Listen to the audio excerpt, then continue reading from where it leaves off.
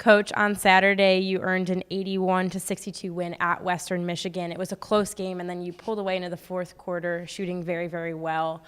What clicked with the team in that fourth quarter to allow them to pull away? I thought it was funny because we got a lot of positive comments and, man, you really killed them, and that's not what it felt like at all. Give Western credit. They really played tough and physical like we thought we would, and they would. It's been a long time since we had gone up to Kalamazoo and beaten them, so really nice to get that win. I thought we kind of hung tough and really started clicking in that fourth quarter and had a little bit more freedom on the offensive end and made enough plays defensively, but plenty of things when you go back and watch the film, which is great in February, that you're still trying to improve. And I thought the team has responded great after we pointed out a few things from that game and to really get motivated for this week and coming back home.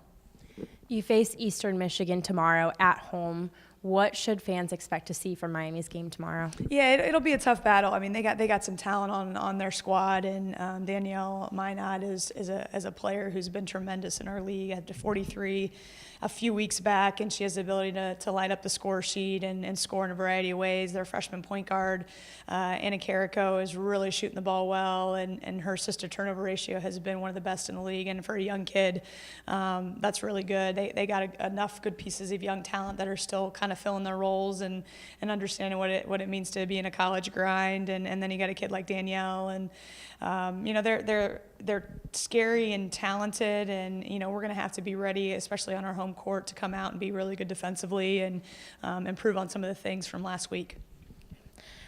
Eastern Michigan actually did lose in overtime on Saturday, even with Danielle scoring 22 points. How much fire do you expect them to bring tomorrow with that overtime loss maybe being a little bit of a stinger? I just think it's just kind of how our league is this year. It's a lot about matchups and how you fit against your opponent. And Northern kind of came into their place and stole one a little bit, kind of hung around. And I think nobody's surprised at the end of a Wednesday or Saturday and looking at the scores to see who won or who lost.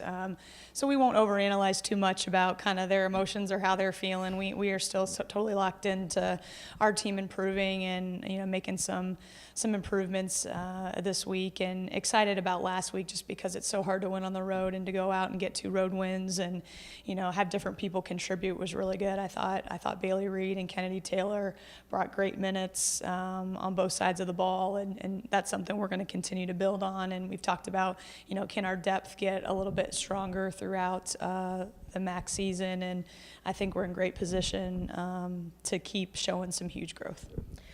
Now tomorrow against Eastern Michigan, it is National Girls and Women in Sport Day. How special is it for you and for the team to be able to celebrate this with your fans in Oxford?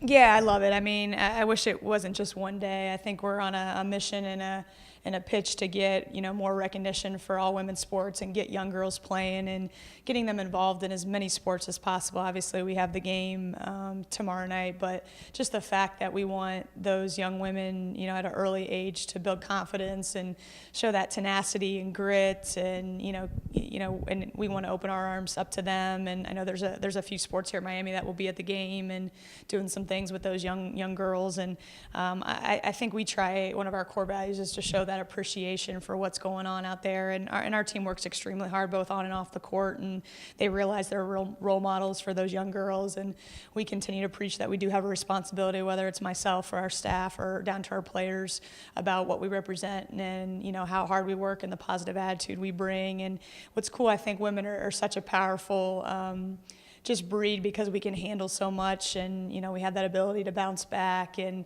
I think it's so cool to see commercials and all sorts of stuff about just empowering women and men supporting women a little bit more, and vice versa. So excited about that. We hold this every year, and I know a lot of people across the country are doing it, and we want to be obviously a university and an athletic department that really preaches that powerful women's club mentality, and getting new fans and young girls out to see our players as well is awesome. Looking ahead a little bit to Saturday, you're traveling up to Bowling Green, and you always say that the MAC this year is very, very tight. Anyone can win on any given night.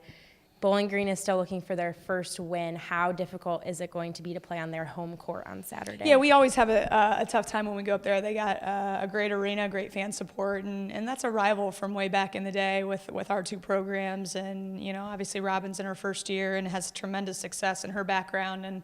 And so, yeah, it's going to be a fun week, not only to play at home Wednesday, but then get back on the road and, you know, start battling in that East Division again. And, you know, it's sometimes those are the scariest teams that are hungry for a win and as they're building their program. So excited to obviously kind of battle the birds, as we call it, you know, in our own maybe locker room and just kind of see where we're at as a team. Thank you. Best of luck this week. Thank you.